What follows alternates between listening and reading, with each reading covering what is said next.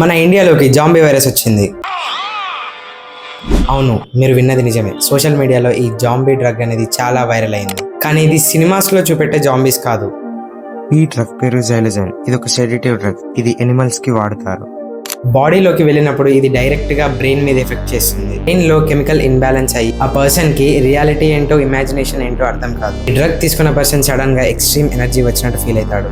అలాగే భయం and confusion, heart rate పెరిగిపోతుంది. అలాగే బాడీ టెంపరేచర్ కూడా ఎక్కువ అవుతుంది.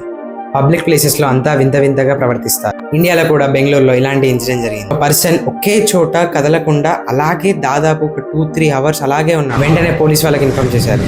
మళ్ళీ డాక్టర్స్ ఏమన్నారంటే ఈ డ్రగ్ బ్రెయిన్ ని ఓవర్లోడ్ చేసి టెంపరీగా కంట్రోల్ మొత్తం తీసేస్తుంది. ఈ డ్రగ్ ని లాంగ్ టర్మ్ వాడితే memory losses and mental issues కూడా రావచ్చు. దీని పేరు జాంబీ వైరస్. కానీ జాంబీలా అయితే మారరు, జస్ట్ జాంబీలా బిహేవ్ చేస్తారు.